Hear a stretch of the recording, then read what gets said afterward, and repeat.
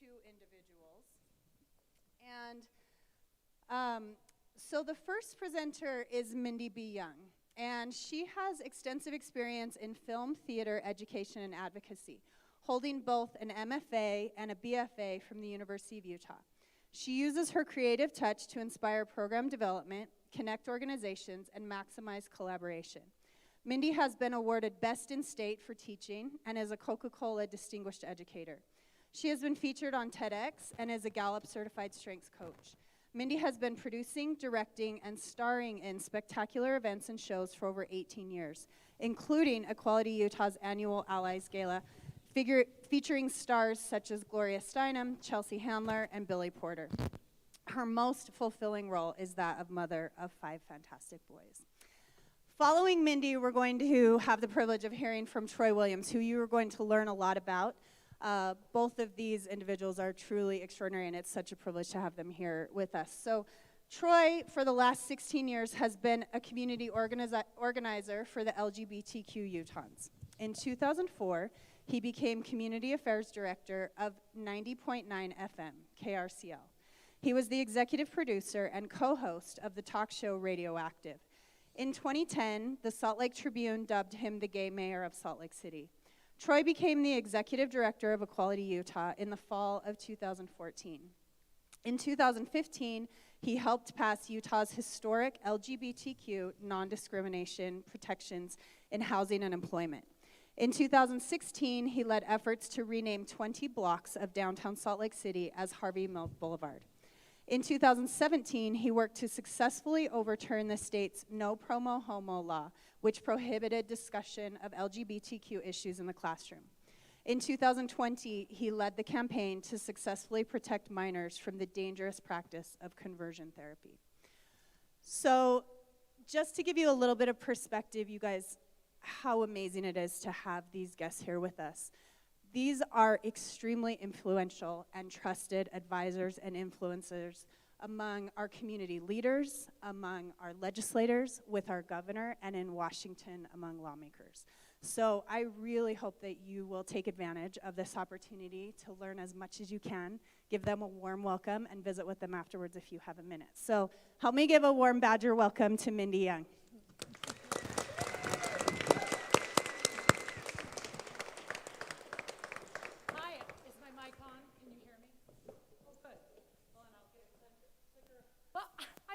To be here with you all today.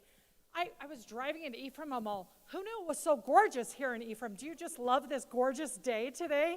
Is it always this gorgeous, or specifically today because we were coming? They're like, the gays are in town, let's make it gorgeous. Yes. Well, my name is Mindy Young. I'm the managing director at Equality Utah, and I came into this work because I used to live in a little town in southern Utah. It was so little. And I was the drama teacher, and so I was often the safe person where a queer kid was like, you get me, right? And I'm all, yes, I get you. I see you. We are simpatico. And I think it was always really important to me that every student I ever was in contact with ever saw that student felt like they mattered. How many of you feel proud to be a Snow College Badger? Yeah, now show me how proud you really feel. Yes, now how many feel that proud to be yourself? Yes. Hell yeah, that just made me really happy. I want all of you in this room, all of us, to know that you matter. That you being part of this today matters. That when we show up in our lives and we look at people, we show up for ourselves, we show up for other people, that matters. That creates a culture of inclusion. And that's my sweet spot, is when everyone in this room and wherever I show up, that they feel included, they feel like they should be there, right? I especially think this because I'm the mom of 5 boys. Now there are 7 boys in here because I always had to have a couple of exchange students living with me, so I can cook for a lot of people, trust me. And I want each one of these kids to know how I identify matters. If I'm straight, I can show up and be an ally. If I'm queer, I can show up and I am included in the conversation. that I matter. I was a drama teacher for years and years, and so it was so fun to have a class full of kids. But my last year teaching, I was just consulting for Equality Utah, producing their events, and I was teaching drama full time, and in one calendar year, March to March, I lost 2 students to suicide. And after you go through something like that, it really rocks your world, and I was like, you know what? What if I could have made those 2 kids feel more included, more part of this group? I don't want anyone to feel like they're othered. And when it gave me the chance to really jump in at Equality Utah and realize we have a chance at this organization to make sure that the laws and the policies in our state include and protect all people in Utah. And I get to use here's some more theater, kid. I get to use my quirky theater producing capabilities to produce big shows that really tell that story. Your uniqueness is your superpower. And this is our annual Allies Gala, where we have 2,500 people at the Eccles Theater downtown. And we really tell that story and celebrate that community, the LGBTQ community, but also our allies. That it takes all of us to feel included in this state. And that's Billy Porter, and if you don't know Billy Porter, get on it. And nobody has taught me this more than my friend Troy Williams, and it's such an exciting opportunity. I thought I was coming down by myself today, and he happened to be in town, and it's just perfect timing. So I want to give my time to him and let him share his story of over 20 years of activism and creating change in this state. Everyone, Troy Williams.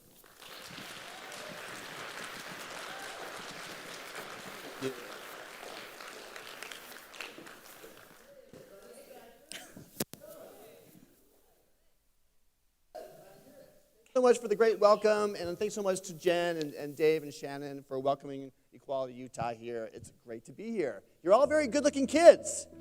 Yes, all right. I should have went to Utah college. Oh, my video's going. What's going on? Okay. All right, cool. First off, I want to talk to you about who Equality Utah is, give you a little bit of our 20-year history, and a little bit about my own story as an advocate in this movement. Just a show of hands, how many of you think that the state of Utah is advancing LGBT rights? Okay, a couple, one. How many of you think that we're going backwards on LGBT rights? Or that we're average, neutral? Who here has opinions about LGBT rights? Anybody? Okay, all right, okay. I'm going to tell you the story, and then you'll have these answers afterwards, okay? So I want to talk to you about this really remarkable moment in Utah history that really changed everything. This is one of the most conservative and religious states in the country. But we have this unprecedented history now of advancing legal protections for the LGBTQ community. And I want to tell you that story today. So let's start with a quick little video. Get it going. An historic bill at the state capitol this evening. Utah is attempting to do something novel and do something great.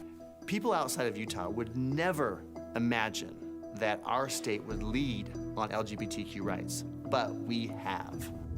In order to protect LGBTQ people, we don't have to deny religious liberties. And in order to provide protections for religious liberties, we don't have to deny LGBTQ people.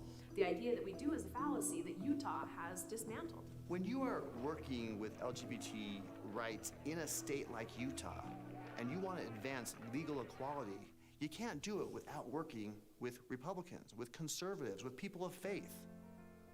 Utah is one of the most conservative and religious states in the country. For over half a decade, Equality Utah worked to establish non-discrimination protections in employment and housing, and every year at the state legislature, it either got shot down or shut down. The first big breakthrough came in 2015 with the introduction of a bill called SB 296. SB 296 protects lesbian, gay, bisexual, and transgender Utahns from discrimination in employment and housing. The heart and the core of the negotiations was, can we balance LGBTQ rights and religious freedom?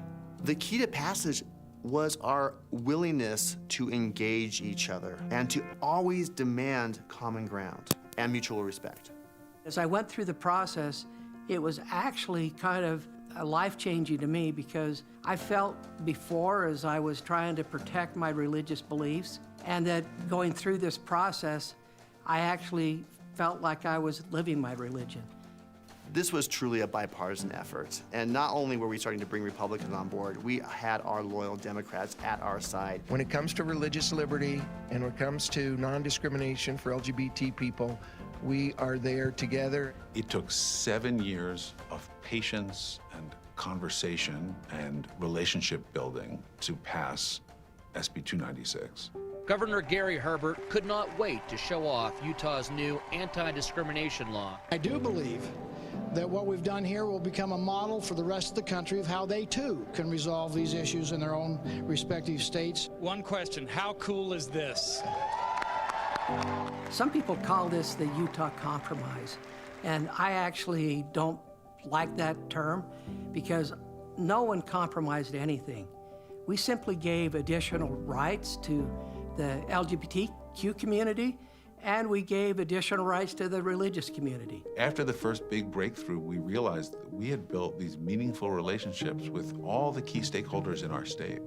We weren't done. We passed pro-LGBTQ education laws, LGBTQ inclusive hate crimes laws, and we have successfully protected minors from the harmful and dangerous practice of conversion therapy. Over the last 4 or 5 years, as the laws have changed, you see a huge shift in the culture as well. It's not just we have legal protections, but now the LGBTQ community is being treated differently by their neighbors, by their family. Okay, go! These changes that protect LGBTQ people mean a lot to me as a person who is now married to my wife and who has an almost 5-year-old son, and it means for us that our family is protected. I think we built a strong foundation in the state of protecting LGBT Utahns. Of course, more work has to be done. We still have challenges, and there is so much more for us to do, particularly around transgender issues. Whenever legislation impacts a community, we're at the table, helping to shape it. This was something that was years in the making. It's a process of going to the Capitol and showing our legislators that this is what the LGBTQ community looks like. I think that brings so much value. What happened in Utah with the Utah Compromise was clearly a miracle. Very rarely will you get to see an opportunity where the faith-based community and the LGBTQ community and the business community could all come together and peacefully coexist. I think that should be the goal of all of us. There are naysayers. There are people who don't believe that religious liberty can coexist with LGBTQ rights. That's simply not true. We have proven that here in Utah time and time again. And if we can do it in Utah, we can do it throughout the entire country.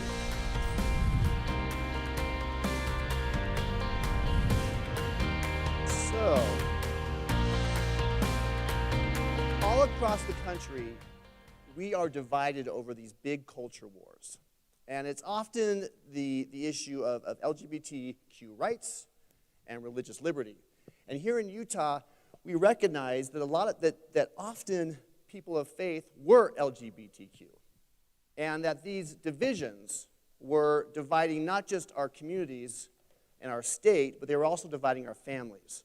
I grew up in the predominant faith here in Utah, and I was a missionary. Here's a missionary. Oh, why does this move forward without me telling it to?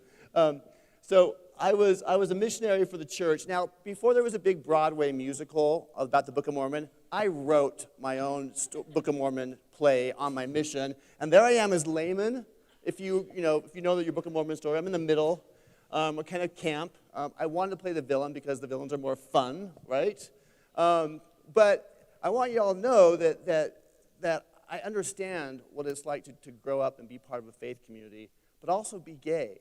But I was so scared and terrified when I came home from my mission about being gay that I would be ostracized from the people that I loved the most. That I'd be ostracized from my family, that I'd be ostracized from my faith community, that I wouldn't have a place to call my home. And so what I did is I started volunteering for the thing that was farthest from. I started volunteering for a group called the Utah Eagle Forum, which is the biggest anti-LGBT organization in the entire state. There's a timer on this, so I don't know how to turn it off, but so what's that? Yeah, if you can turn that off, that'd be great.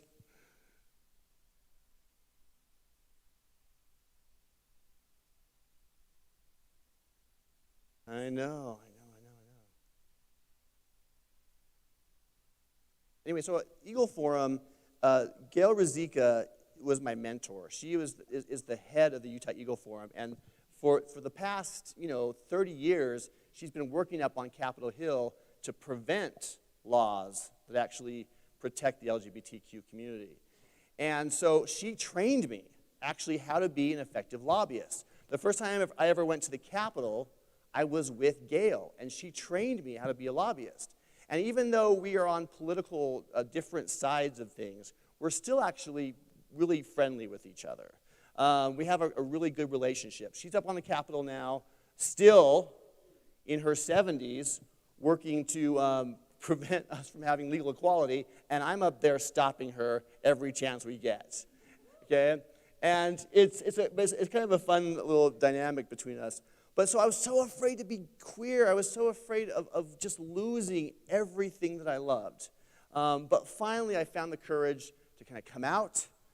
And it was scary. And yes, I did lose people in my life that were very important to me. They're very special to me. But then I gained so many more as well. And then I kind of sort of moved and started getting a little bit more radicalized. And I became an activist. And I became like a hardcore activist. So I moved from the political right, and I moved all the way to the political left. And so I would organize protests and rallies and marches all over the city, in Salt Lake City. And so much so that Gail started calling me a militant homosexual. And I thought, I kind of like that title. I want the t-shirt, right? So I'm a militant homosexual. But, and that kind of extreme kind of polarization, though, I recognized wasn't really effective at kind of bringing people toward me. Sometimes, you always need different kind of political voices all over the spectrum. And so I was really exploring my own kind of voice and what it meant to be an activist. And sometimes you do need to go up and get a little bit rowdy and throw a protest and throw a march. And sometimes you need to sit down with someone who doesn't think like you and figure out how you can develop empathy for that person and how you can actually persuade them to consider a different point of view. And those are two different kinds of skill sets. So I started a talk show on a station in Salt Lake City called Radioactive, where I kind of brought activists in to kind of talk about how we're going to change the world, because I was just determined that we're going to make a positive impact. So I spent 10 years on the radio telling everybody what they should be doing to change the world. But it was very different. It's very different from actually, being a talk show host and being very idealistic and telling people what you think they should do and actually doing it. So the critical I was really distressed by the kind of culture wars that were very, very much dividing our communities. And in 2008, Proposition 8 in California passed. And it was a ban on same-sex marriage. And everybody was really distraught because the old saying and the logic was that as goes California, so goes the nation. How can the most liberal state in the country ban gay marriage? So we were kind of distraught at that time. And we got really frustrated and hurt when we learned that a lot of the money and a lot of the organizing for Proposition 8 came from Utah. And that was really difficult, especially for those of us who had grew up as Latter-day Saints and were LGBT, and we realized that there was so much misunderstanding about our communities and so much fear that if same-sex couples were able to get married, that it would somehow unravel society. And when we recognized that a lot of the money had support and that folks, leaders of the LDS Church, were involved in that, we knew that we needed to start doing outreach. Not just to yell and to be angry, but actually engage with people who didn't share the same kind of points of view that we had, and to see if we can have dialogue together. And the LDS Church, to their credit, said, yes, let's talk. And in 2010, they invited me and a bunch of leaders from the LGBT community in Salt Lake City, including my friend Dustin Lance Black, who I'm standing next to, who's an Oscar-winning screenwriter who wrote the movie Milk, which is a film starring Sean Penn about the life of Harvey Milk. If you haven't seen it, it's on Netflix. It's pretty phenomenal. But we started having dialogue with the LDS Church. And when we sat down with them initially, you know, there was this kind of, there was a lot of suspicion on both sides. You know, they're thinking like, what are you really about? They didn't quite even know how to say LGBT in the right order. It was LBLTQ something. They couldn't quite get it, but we were nervous with each other. But we decided that it was so important that we actually open our hearts to each other and have dialogue, even if we didn't agree on everything. And we started to think, you know, like, okay, we don't agree on marriage equality, but what is it that we do agree on? And so that was the question that we started asking ourselves. And then in 2012, you know, we'd had so many protests and so many angry marches and rallies that a group of Latter-day Saints called me up and asked to meet with me. And I sat down with a couple members of the church, and they said, Troy, we want to see if we can create change. We have a group of active Latter-day Saints. We want to march in the Pride Parade in Salt Lake City. And I was like, have any of you ever been to a Pride Parade in Salt Lake City before? Do you know what this is like? This is not like the days of 47. This is not, okay, this is a very different crowd than what you might be used to. And they're like, yeah, we get it, but we're going to wear our church clothes, and we're going to sing hymns down the parade route. And I'm like, I thought this was a terrible idea. And I'm like, because I didn't want people to get booed, and I didn't want, you know, tomatoes thrown, because we were just fighting all the time with each other.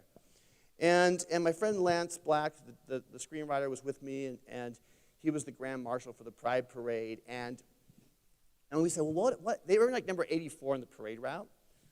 And so we thought, what if we brought them to the front of the parade with us and marched with them and signaled to the crowd that this was okay? What would happen?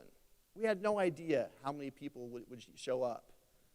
But what would happen if instead of fighting each other, we just started loving each other and marching together?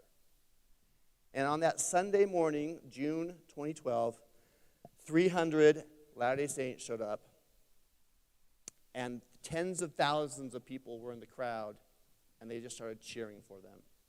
And everyone was crying. The Mormons were crying, all the LGBT people were crying, and we were just cheering for each other. Because these culture wars divide families. And we're feeling the wounds, and we're feeling the pain of being separate from the people that we loved.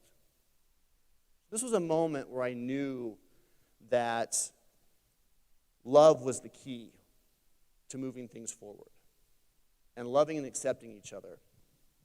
Now, we have been working hard to advance a bill that would protect LGBT people from being fired from their jobs or evicted from their homes just because they're gay or transgender.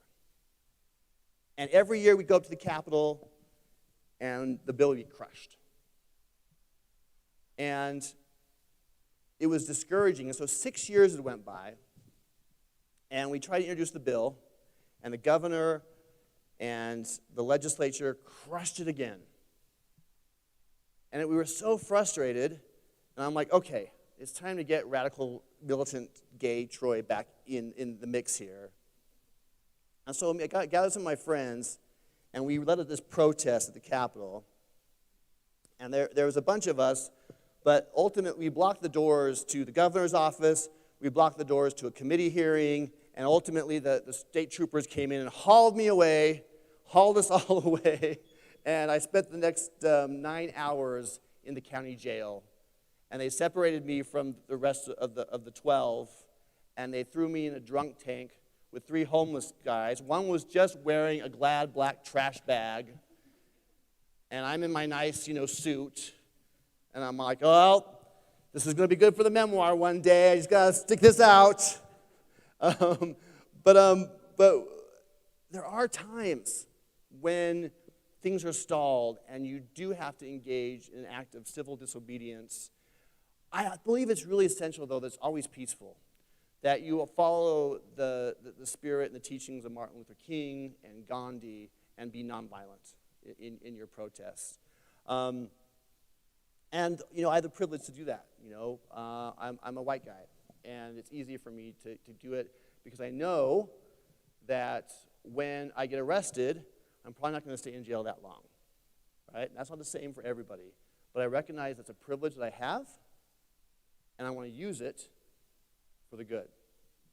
So after my arrest, the job for the director of Equality Utah came up, and the question was, I was thinking to myself, can I do this? Can I transition and evolve from being this rowdy activist to actually putting on a suit and tie and actually going and actually trying to change the laws and actually persuade people to sit in a room. And remember, the Utah legislature is about 85% Republican, and about 90% are members of the LDS Church.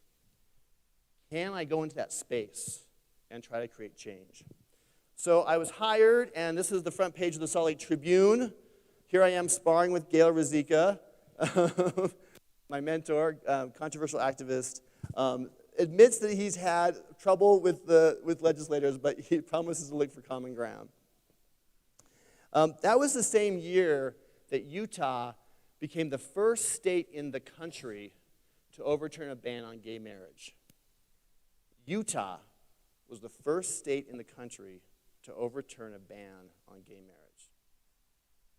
And that led to the domino effect. All these conservative states had all of these bans prohibiting marriage equality. And after Utah's fell, one after another, they all fell until ultimately in June of 2015 at the U.S. Supreme Court, marriage equality became the law of the land. And Utah really led the way in that effort.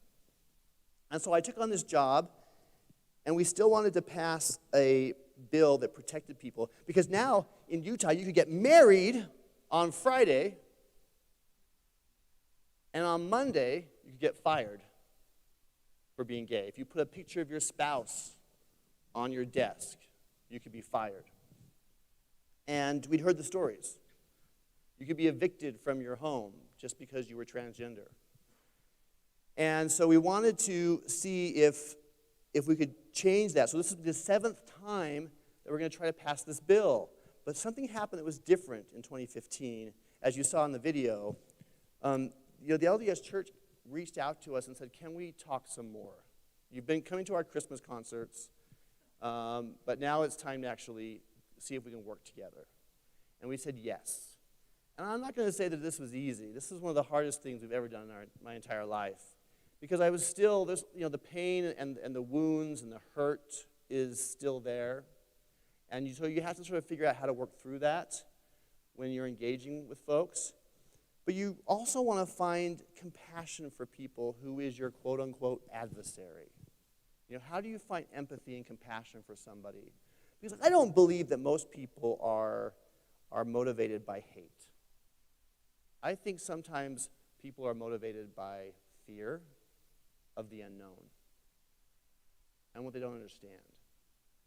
And of course I get that, because I grew up as a Latter-day Saint, and my great-great-great-grandfather was driven out of Nauvoo under gunfire and fled across the plains with Brigham Young to migrate to Ogden. So my people that I was born, the community that I was born into, has that history of persecution and understand what it's like. And if I grew up in Oregon, so it's very cool to be gay when you're in Oregon, but it wasn't cool to be Mormon in Oregon, all right? And everyone looked at you strange. How many moms do you have? Sorry, I just have one. Kind of missing out. And so I understood, there is this commonality between us. We do understand what it's like historically to be persecuted for being different from the norm. And Latter-day Saints and gays also, we love parades. And we love our pageants, right? And we all love musical theater, okay? So we have more in common than we don't, and we have to recognize that. So we started working together, and here I am at a press conference. You can see here Elder Perry and Elder Christofferson from the Quorum of the 12. We have leadership from the Republicans and the Democratic Party, and we introduced a bill that you saw in the video to protect LGBT people from discrimination in housing and employment. When this bill was passed, and again, it was, everyone was talking about this across the country and around the world.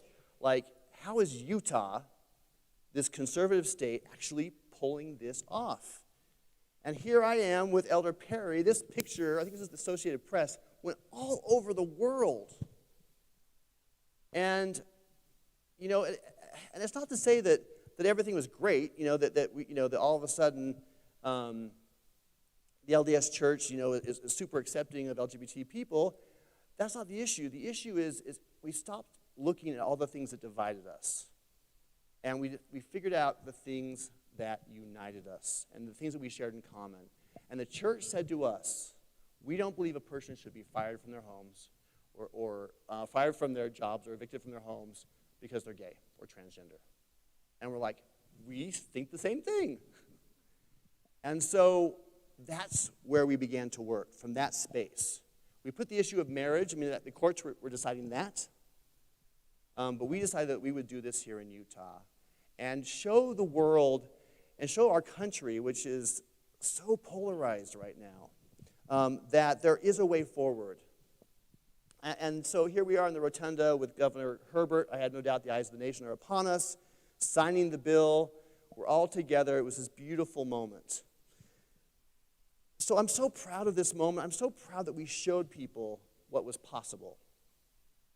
But we still have big challenges ahead of us. And we recognized when in 2016, the CDC came out with this really alarming report that suicide rates in Utah for young people had skyrocketed 141%. And that was really distressing to us because we know what drives suicide. When a person feels isolated, when they feel alienated, when they feel alone, when they feel that they don't belong, they're not part of the tribe. That's when feelings of despair kick in. And so we knew we needed to do a lot of work to let young people know how valuable you all are and how much you have to contribute.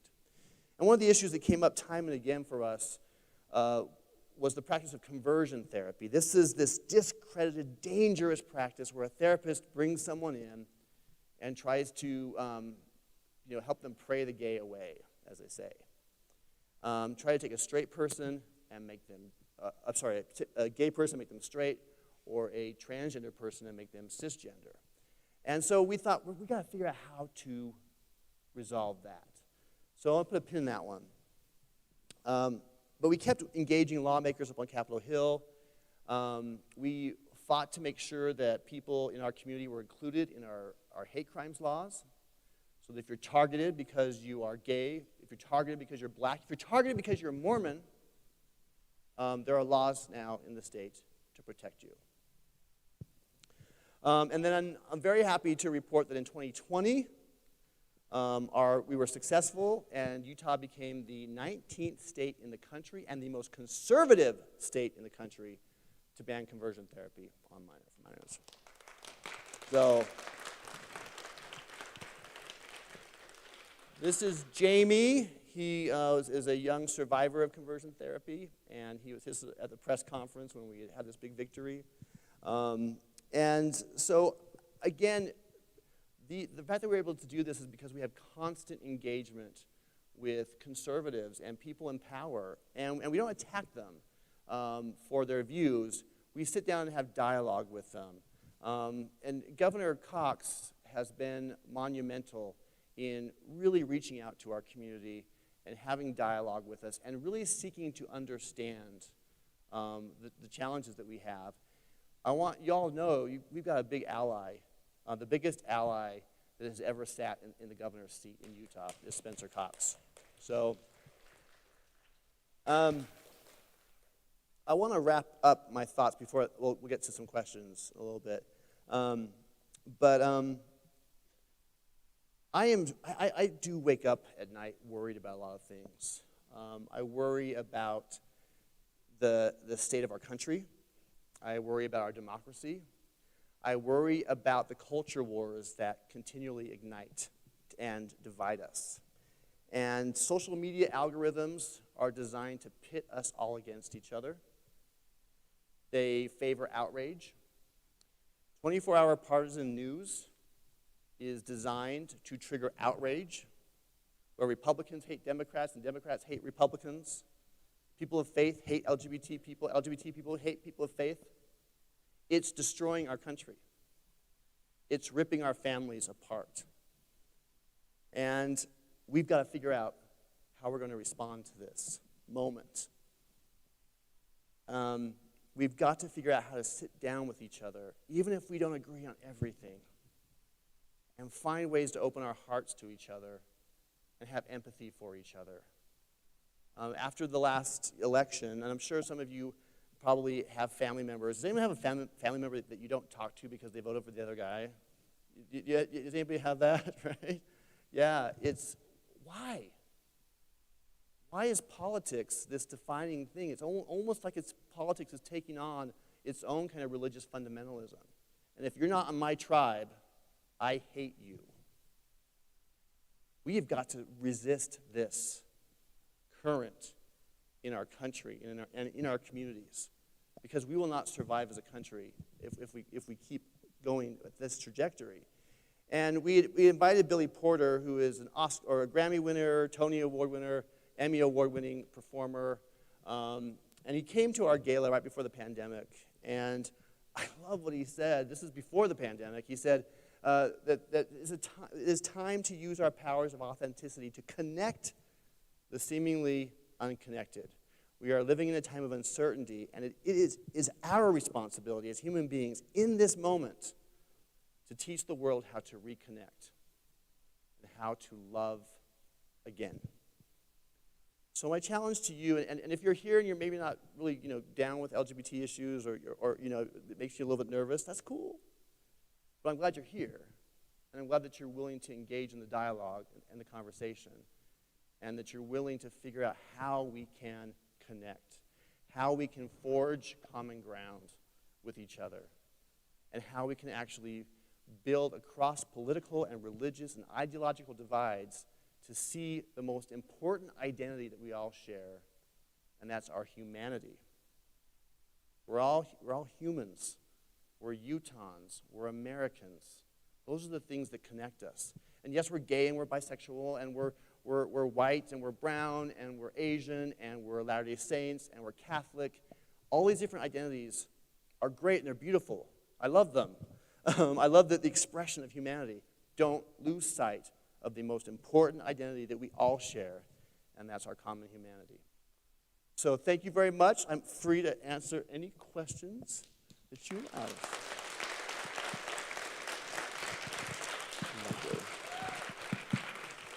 All right, is there a microphone, Dave? Thank you so much. We do have about 10 minutes for questions. There's a microphone on this side and this side. All right. First of all, thank you for all the advocacy and work that you've done. All in the gays' work. And it really is a community effort, and maybe that's a good segue for, hopefully this is not too messy of a question, but how can we become a better local advocate to where we can have an influence in our state's legislation? Like you also mentioned, you learned how to be a professional lobbyist. Are there any tips or things from there to know? Yeah, I mean, you're lobbying every day that you sit with your family at the dinner table. And you have difficult conversations with them. And the most critical thing is really don't just peg them down and have this whole narrative about who they are based on their political views. And when you sit with them, really listen to the concerns that they have.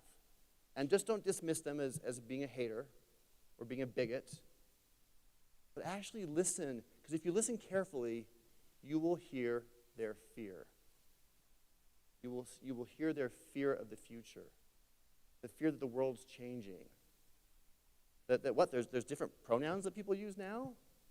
What is that? It starts to scare them. And then when you are able to empathize with that and recognize their fear, then, and you don't dismiss them, then you're going to be able to really start to really have a connection. So we all have this amygdala in our brain. And when people feel like when they're being attacked or they're being yelled at on social media or anything, the amygdala fires off. And people go into fight mode or they go into flight mode. They either want to challenge you and get in your face, or they want to disengage completely. So to me, an effective lobbyist is someone who has the ability to sit down with somebody and deactivate the amygdala so that they feel safe talking to you. And when they don't feel like they're going to be attacked, then you can spark doubt in their hearts by allowing them to consider a different perspective. And when you show respect towards them and their belief systems, they're going to be more open to actually respecting yours. Anybody else? Any other questions? Right there.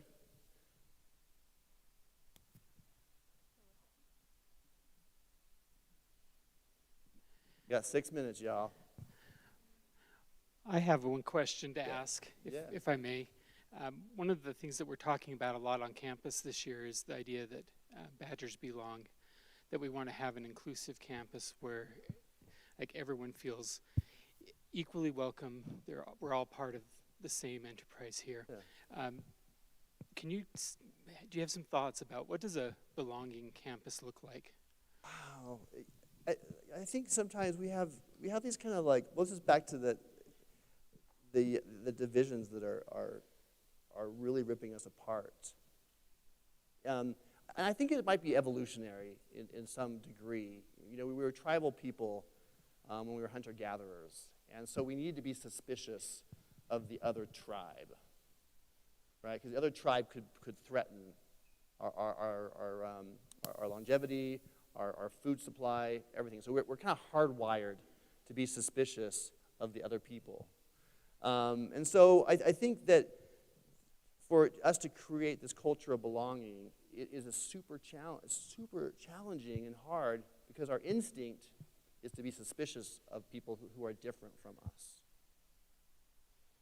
So the challenge for all of us, again, is to transcend the skin color, to transcend the religion, to transcend the sexual orientation or the gender identity, and see the humanity of the person sitting across from you. And if we can all kind of approach each other with that love and really respecting and valuing the differences, because that's what makes humanity so beautiful, that there are different skin tones, different ethnicities, and different cultures with different music. Celebrate that. It's beautiful. It's wonderful. And recognize that is also part of what connects us together. And if we can really help to evolve the consciousness to be more inclusive and to actually value belonging. Every single person I bet in this room knows what it feels like to be ostracized in some capacity. Middle school, anyone get through middle school sort of unscathed, right? No, not at all. It's brutal. Kids are horrible to each other, right? So we are fighting it against some really deep hardwiring. We even fight over sports teams and stuff. It's kind of ingrained for us to do this. I just think we've got to really work. It's active work to actually find the compassion for the other. I remember I was walking through Brooklyn in New York a couple of years ago, and there was a big debate when there was a big issue about banning Syrian refugees from coming into the country, and I saw this graffiti on the wall, on a brick wall, that really just stopped me in my tracks. And it said, I said, I will look for myself in the eyes of those who do not look like me. I will look for myself in the eyes of those who do not look like me. Can you look into the eyes of a stranger and see yourself reflected back? That's the work. That's the challenge.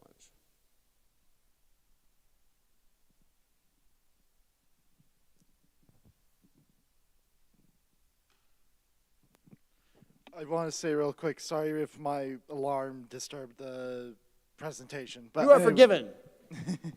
Anyways, I want to ask, what's the next step forward in Utah for the LGBTQA community? Yeah, thanks. We are, for every time that there is progress, there is a backlash. And we have made so much progress that there is a sort of rising chorus, particularly focused on transgender issues. People are starting to kind of chilled out about the gay thing now. Like everyone's got a gay nephew, aunt, uncle, right? But the trans experience is, the trans community is coming out on this unprecedented scale right now. And for a lot of people, this is really new.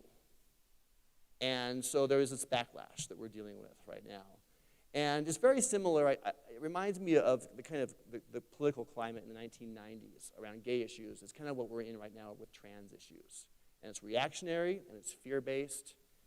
You see efforts to ban trans people from having medical care, ban trans kids from participating in sports, etc. So those are the kind of issues that we are engaging with. And people get really funny about, pronouns. They get really up in arms about, oh, these kids will want to use they, them pronouns. And I'm like, well, how do you talk to God? What pronouns do you use for God?